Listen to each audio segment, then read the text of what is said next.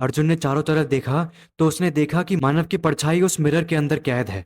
वो मिरर को नॉक करे जा रहा था लेकिन बाहर नहीं आ पा रहा था। अर्जुन मिरर के पास गया और बिना सोचे समझे अपनी स्टील की बोतल मिरर पे दे मारी। मिरर के 13 टुकड़े हो गए और मानव के भी 13 टुकड़े हो गए। कहानियां देखी नहीं सुनी जाती है। अर्जुन का एडमिशन दिल्ली यूनिवर्सिटी के एक जाने माने कॉलेज में हुआ था। उस दिन वो बहुत ज़्यादा एक्साइटेड था। पहली बार घर से दूर, घर वालों से दूर, कॉलेज के हॉस्टल में रहने वाला था वो। कोइंसिडेंटली उसके दो दोस्त समीर और मानव का एडमिशन भी सेम कॉलेज में हुआ था। इवन उनका हॉस्टल भी सेम था और हॉस्टल रूम भी सेम था। हॉस्टल में एंटर करते ही उन्होंने देखा कि हॉस्टल का एक बूढ़ा सा अजीब सा दिखने वाला वार्डन गेट पे खड़ा उनका इंतज़ार कर रहा है। उनको रूम नंबर 13 अलॉट हुआ था, जहाँ धूप की रोशनी तक नहीं आती थी। लाइट के नाम पे सिर्फ एक छोटा सा बल्ब था जो हमेशा फ्लिकर करता रहता था। आगे बढ़ने से पहले मेरी आप सबसे एक छोटी सी रिक्वेस्ट है। आप में से बहुत से लोग हैं जो हमारे वीडियोस को एंजॉय तो करते हैं लेकिन हमारे चैनल को सब्सक्राइब नहीं करते। आपका एक छोटा सा लाइक और सब्सक्राइब हमको बहुत ज़्यादा मोटिवेट करता है। तो मेरी आपसे एक छोटी सी रिक्वेस्ट है कि इस वीडियो को फटाफट लाइक कर दें और हमारे चैनल को सब्सक्राइब कर दें। उन्होंने ये सब देखा और रूम के अंदर चले गए।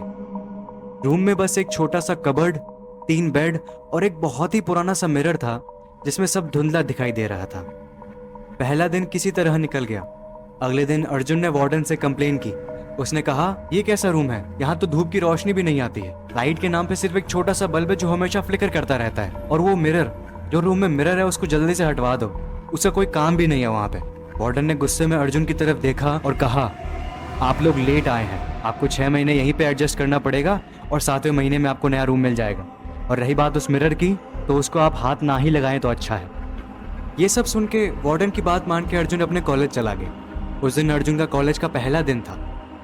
कॉलेज में सीनियर्स सबका इंट्रो ले रहे थे। जब अर्जुन की बारी आई तो उसने अपने बारे में सब कुछ बताया और बताया उसको रूम 13 अलॉट हुआ है। ये सुन के उसके सीनियर्स बहुत ज़्यादा डर गए।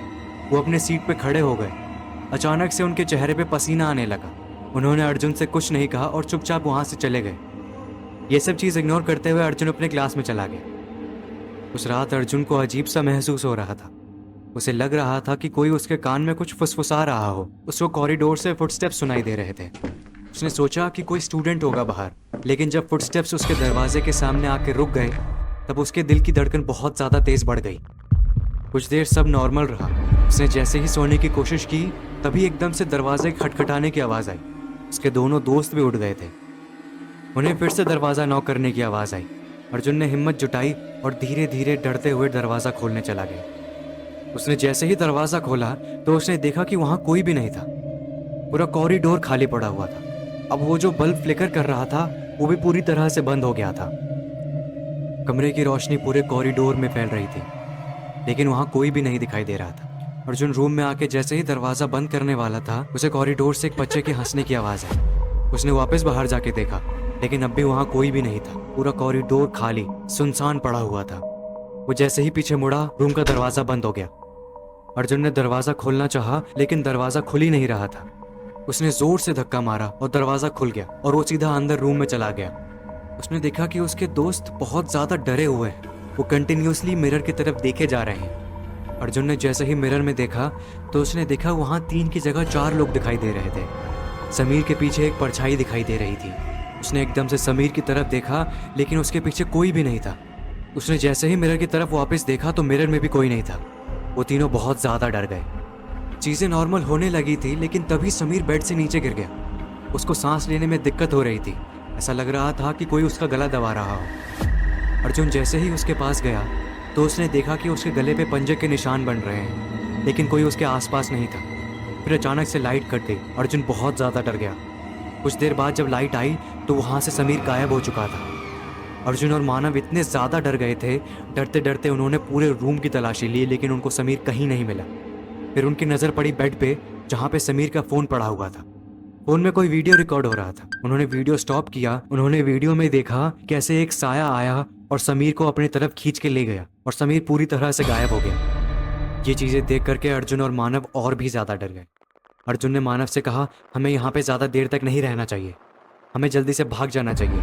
वो जैसे ही भागने के लिए दरवाजे के पास गए, दरवाज़ा अपने आप बंद हो गया और अर्जुन जैसे ही पीछे घूमा तो मानव जो अर्जुन के पीछे था वो भी वहाँ से गायब हो गया था।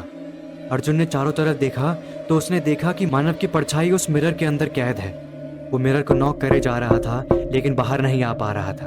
अर्जुन मिरर के पास गया और बिना सोचे समझे अपनी स्टील की बोतल मिरर पे दे मारी।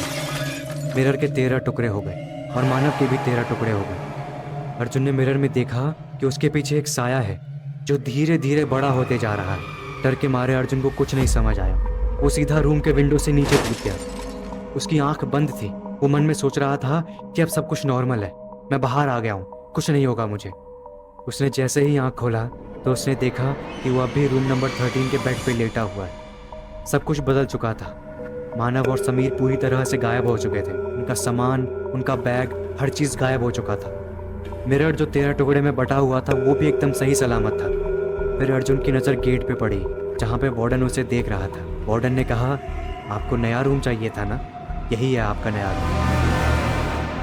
ये थी आज की कहानी। अगर आपको अच्छी लगी हो तो इस वीडियो को लाइक करें और ऐसे ही कंटेंट को देखने के लिए हमारे चैनल को सब्सक्राइब करें।